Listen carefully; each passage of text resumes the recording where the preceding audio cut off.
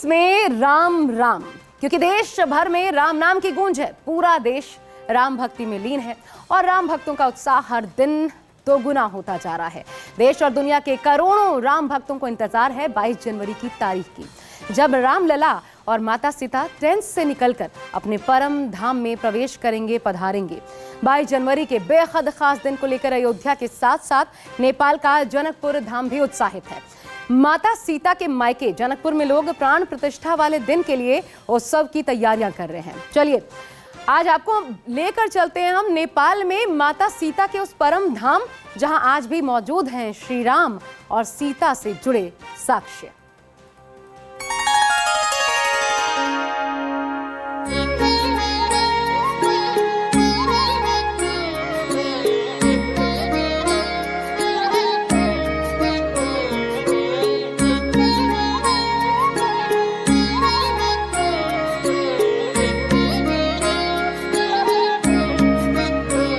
अयोध्या में प्राण प्रतिष्ठा की तैयारी, राम भक्ति में डूब गई दुनिया सारी।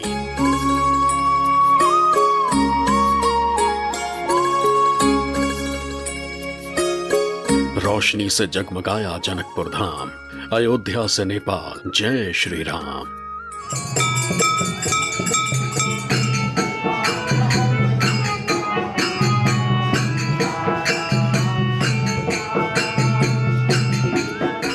रामलला के लिए उमड़ी भक्ति अपार, भक्तों ने खोल दिए आस्था के द्वार।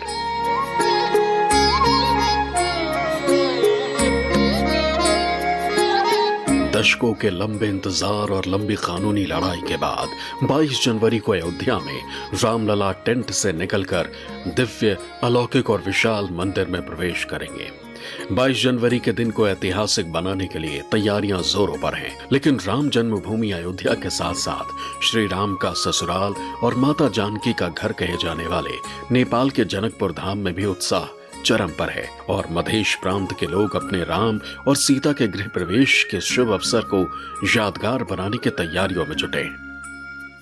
हमारे सीता जी के ससुराल में अभी बहुत बड़ी एक सदियों से एक मनोकामना था, जो हमारे सीता जी टेंट में रह रहे थे और वहाँ पर अभी महल बनी है।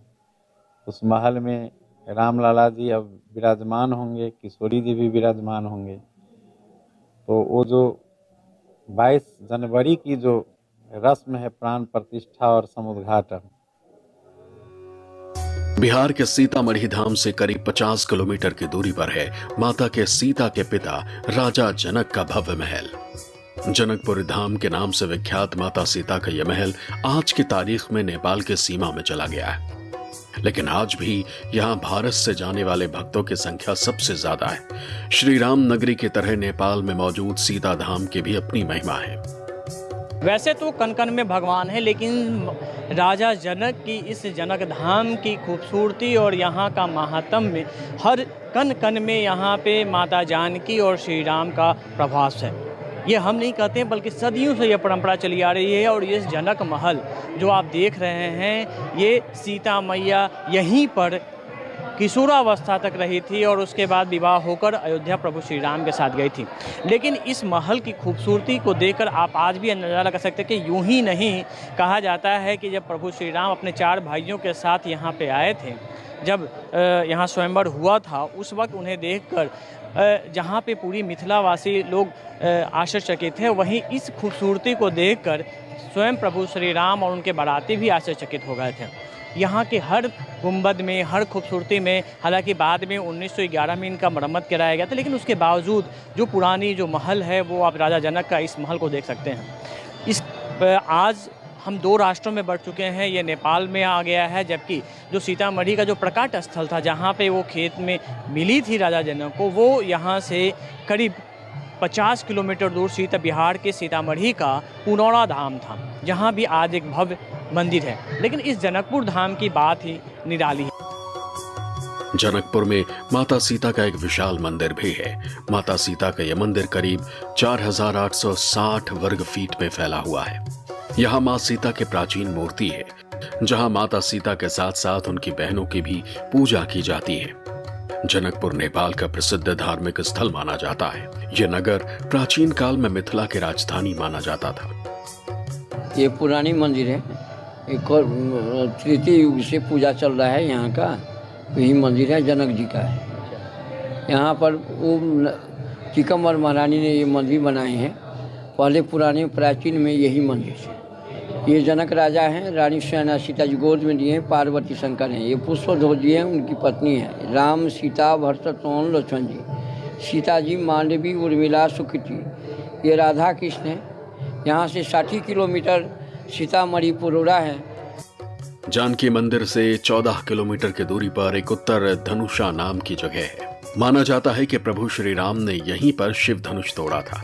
कहते हैं भगवान शिव ने एक धनुष परशुराम जी को दिया था और तपस्या पर जाते हुए परशुराम जी ने अपना शिव धनुष राजा जनक के यहाँ रखवाया।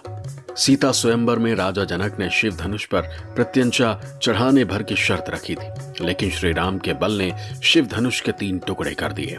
आज भी नेपाल के धनुषा मंदिर में शिव धनुष के मध्य भाग की पूजा होती है। जनकपुर धाम से करीब 20 किलोमीटर दूर यह धनुषा सागर है और कहा जाता है कि जब भगवान श्री राम स्वयंवर के लिए पहुँचे थे जनकपुर धाम, तो उस वक्त उन्होंने स्वयंवर में रखी धनुष बाण को तोड़ा था। जब उन्होंने जो धनुष था उसे प्रत्यंचा चढ़ाया था तो 3 टुकड़ों में टूटा था। एक टुकड़ा रामेश्वरम हवाई मार्ग चला गया था और दूसरा टुकड़ा जनकपुर धाम में था, जबकि तीसरा जो टुकड़ा था यही जगह पे आके गिरा था, जो मध्य भाग है, जहाँ पे आज ये पीपल का पेड़ देखने कहा जाता है कि ये भी हजारों साल पुराना पीपल का वृक्ष है। और ये जो प्रकृति देख रहे हैं ये वही धनुष का हिस्सा है जिसे दधीचि ने दे दान करके दिया था और युद्ध के पश्चात वो परशुराम के पास था। और ये भगवान परशुराम का जो था धनुष था जिसे भगवान श्री राम ने तोड़ा था। और उसके बाद ये किस चीज़ का बना है ये आज तक वैज्ञानिक इसका पता नहीं चल पाया है। ना तो ये धातु है और ना ही ये मिट्टी है। रुद्राक्ष की माला की तरह इसकी जो बनावट है वो है। और ये भी कहा जाता है कि इसकी लंबाई हर वर्ष पूरब की तरफ बढ़ रही है। इसके नीचे पाताल गंगा है और जहाँ पे हाथ देख के लोग पानी की देखते हैं और उसी से ये अनुमान लगाया जाता है कि इस वर्ष बारिश कैसी होगी। ये क्या है कि आपको विष्णु पुराण के अनुसार इनको महर्षि दधीचि नैमिषारण्य शंकर भगवान ने दधीचि मुनि के हड्डियों से धनुष बनाए, त्रिपुरासुर संग्राम किए। इसके बाद वो धनु परशुराम को दिए, परशुराम ने जनक को दिया था। तो सीता स्वयंवर रची जनकपुर, रंगभूमि जब सिय पगुधारी, देखी रूप मोहे नर नारी, वहाँ तोड़ा वहीं प्रभुदोई चाप खंड मही डारे।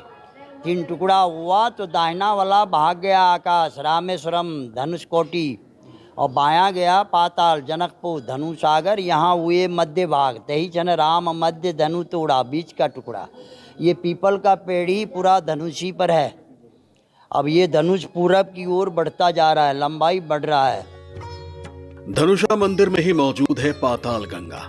इस कुंड की भी अपनी महिमा और आस्था है। धनुषा मंदिर के दर्शन करने आने वाले भक्त इस पवित्र पाताल गंगा कुंड का जल जरूर लेते हैं। और सबसे खास बात यह है कि पाताल गंगा के इस कुंड को आज भी प्राकृतिक अवस्था में ही रखा गया है।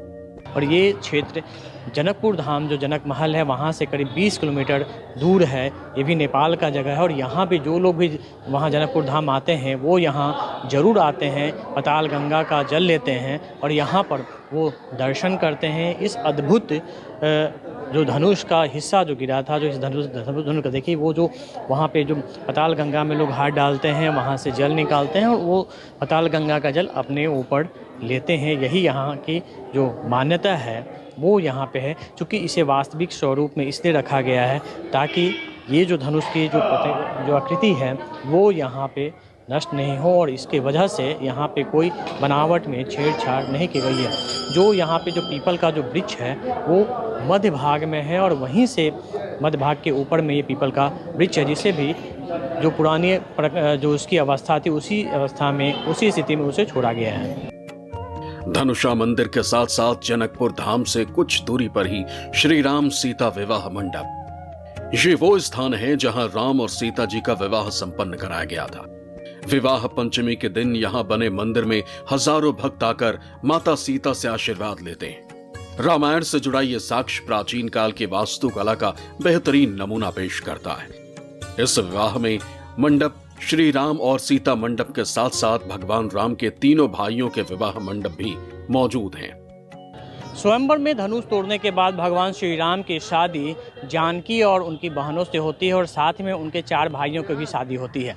आज हम पहुंचे हैं उस मंडप में जहां पे इनका त्रेता युग में विवाह हुआ था और इस विवाह मंडप को में आज भी वर पक्ष कन्या पक्ष के अलावा प्रभु श्री राम का वो रूप है जब उन्होंने शादी विवाह के पश्चात कुछ क्षणों के लिए अपना वास्तविक रूप दिखाया था और उसके दर्शन राजा जनक ने किया था। आप मेरे पीछे देखिए, आगे देखिए किस तरीके से ये जो मंडप है आज भी यहाँ विद्यमान है और यहाँ पर अंदर में जहाँ शादी की पूरी जो झांकी यहाँ पे बनाई हुई है, जहाँ पे वर पक्ष कन्या पक्ष के अलावा हर देवी देवताओं जो यहाँ हर जो खंभे हैं उसमें आई हुई। इसके अलावा शादी के पश्चात जो मिथिला की संस्कृति होती है वो होती है कोहबर की, जहाँ 4 दिन लड़का वर और कन्या को बिताना पड़ता है। वो कोहबर भी इस मंडप के चारों तरफ बने हुए हैं।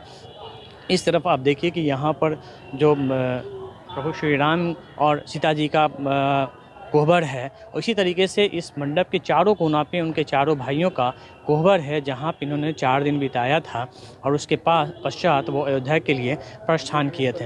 ये अपने आप में एक ऐतिहासिक धरोहर है जो यहाँ पे जो जनक मंदिर महल है उसके ठीक बगल की तस्वीर आपको दिखा रहे हैं, जहाँ ये मंडप है भगवान श्री राम का और जहाँ विवाह हुआ था।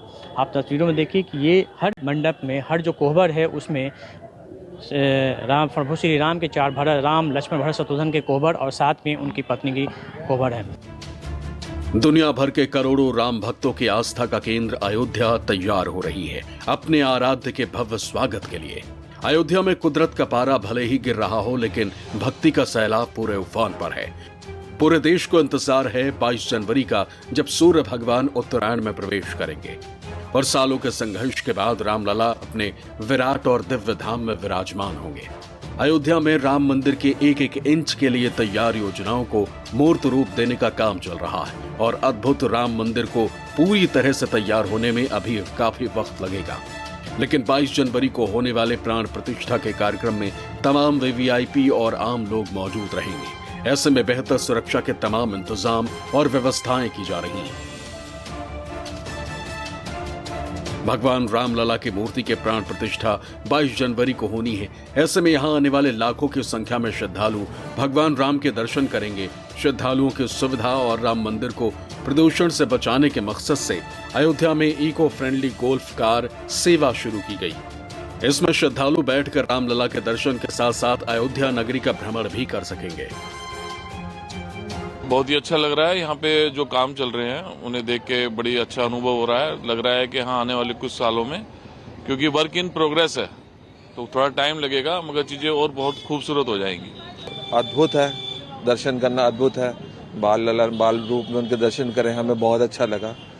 और कुछ चीजें सुधार की तरफ है, जैसे ये नई टेक्नोलॉजी को हम अध्यात्म के साथ इस्तेमाल कर रहे हैं। बुजुर्ग जा सकते हैं, बच्चे जा सकते हैं आराम से। अयोध्या में सब कुछ मतलब डेवलप होते जा रहा है, पर दिनों दिन बदलता जा रहा है। अयोध्या बहुत अच्छा डेवलप हो रहा है, बहुत अच्छा लग रहा है। अयोध्या में रामलला की प्राण प्रतिष्ठा को लेकर सिर्फ अयोध्या में ही नहीं बल्कि पूरे देश में राम भक्तों का उत्साह चरम पर है। अयोध्या में भगवान राम के बन रहे विशाल और भव्य मंदिर के लिए देश भर